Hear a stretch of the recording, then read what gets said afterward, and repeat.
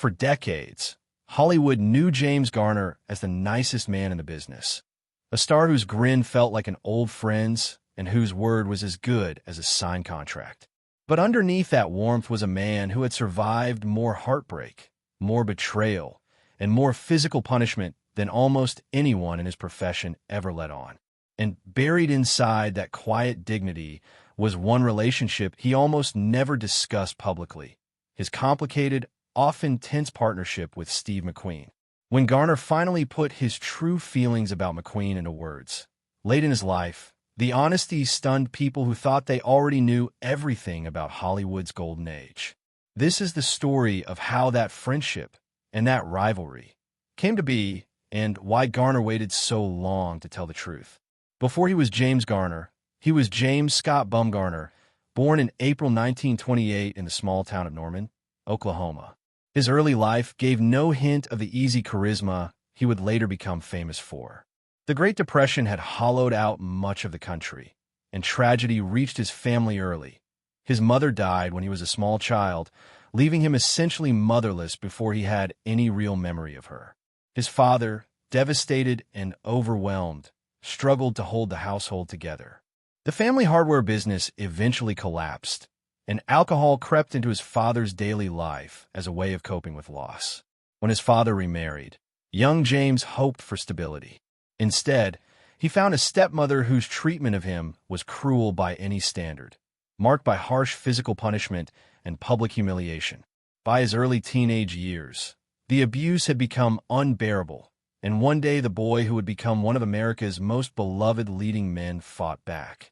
It took his own father stepping between them to keep the confrontation from spiraling into something far worse. Soon after, his father left the family altogether, and the teenage Garner was largely on his own. What followed was a string of odd jobs that read like the early chapters of an American underdog story: pumping gas, laying carpet, working department store modeling gigs just to make ends meet. He briefly tried the Merchant Marine, but found himself constantly seasick and unable to stay aboard.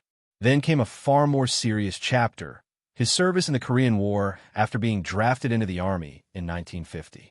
War left its mark on him almost immediately. Within days of arriving in Korea, he was wounded by shrapnel, and months later he was struck again, this time by friendly fire. He earned 2 Purple Hearts for these injuries. Though true to the modest character he would carry through life, he almost never spoke about his combat record or treated it as anything heroic. There is one detail from his service that sounds almost too unlikely to be true.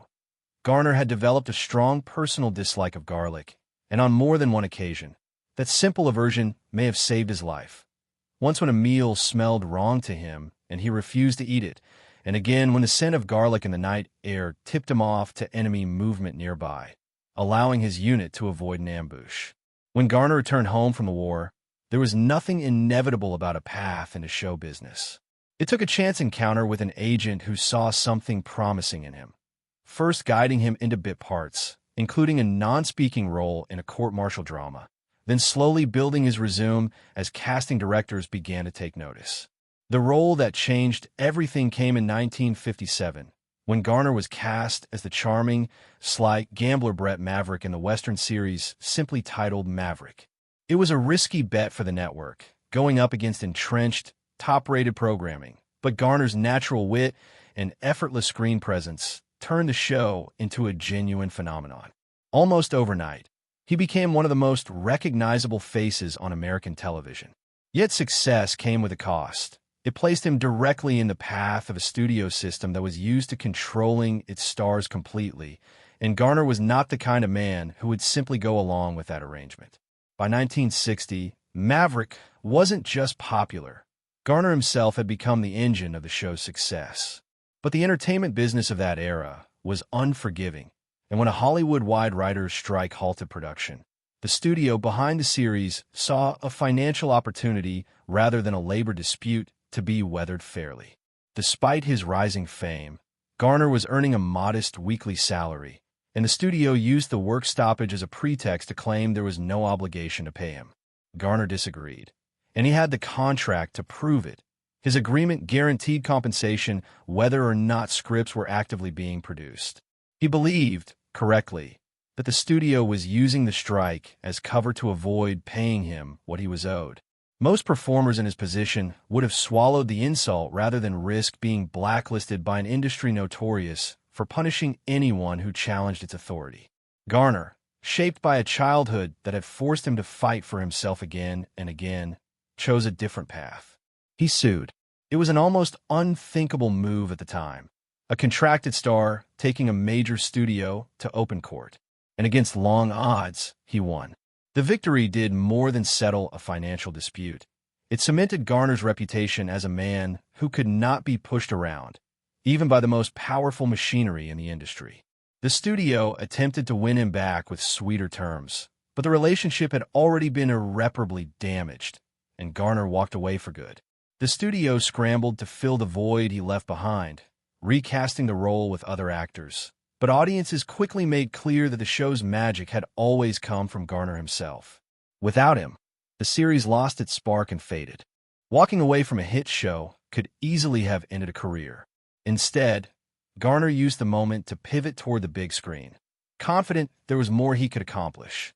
That confidence would soon be tested on the set of a film that became one of the defining ensemble pictures of its decade.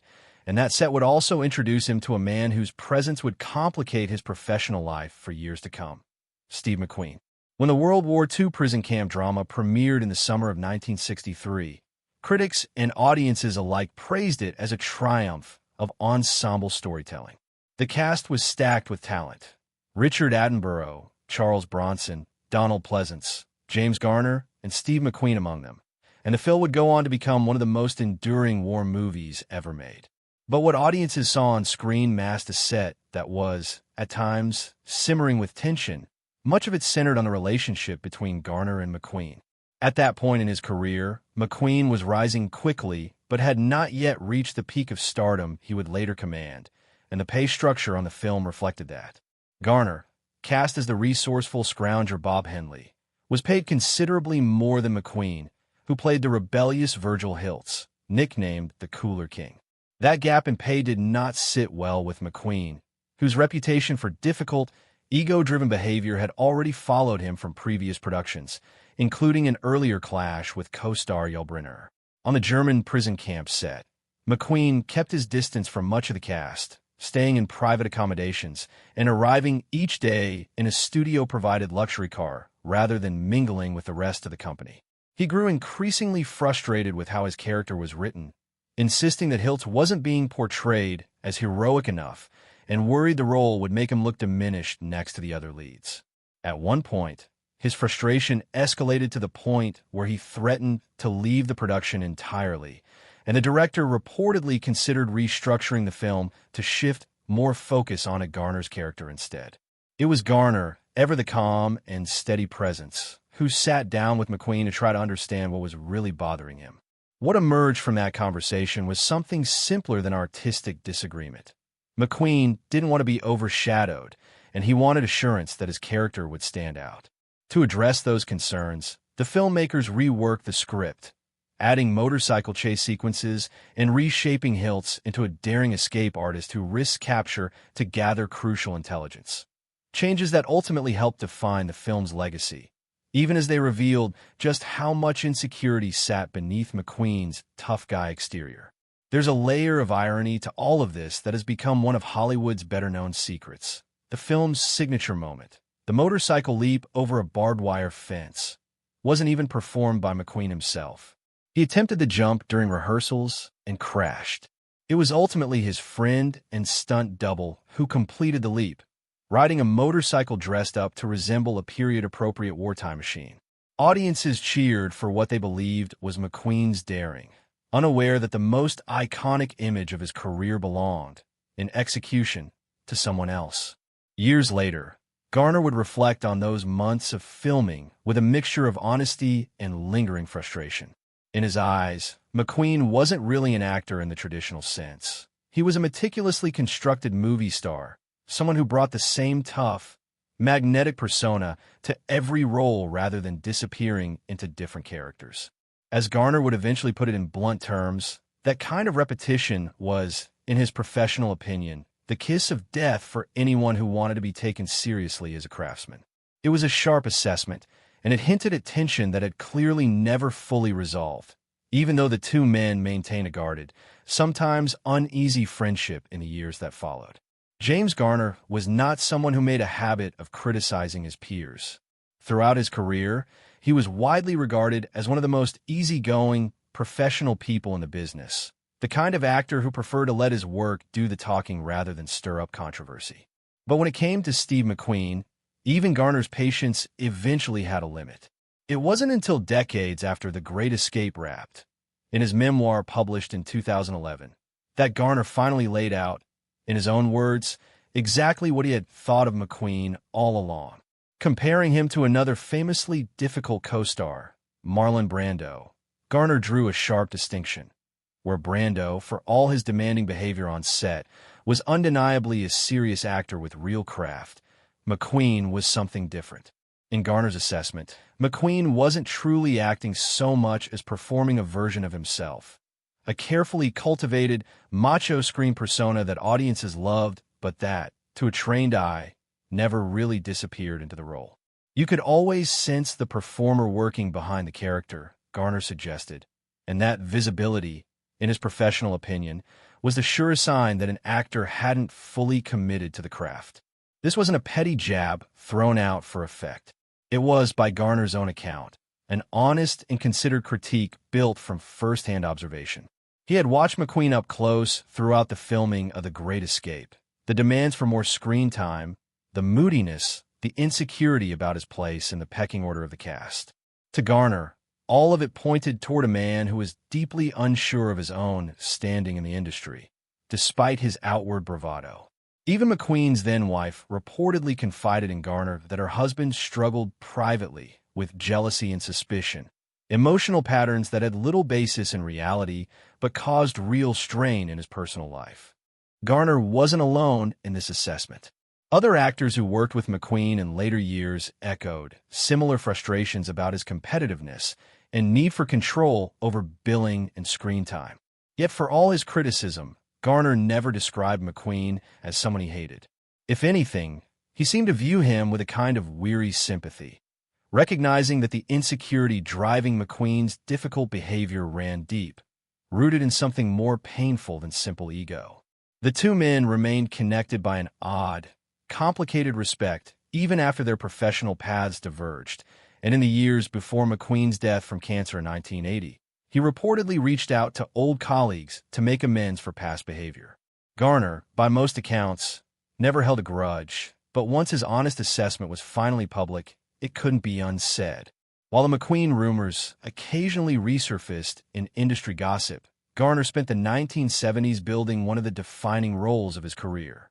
In 1974, he stepped into the role of Jim Rockford, the down-on-his-luck private investigator at the center of a new detective series.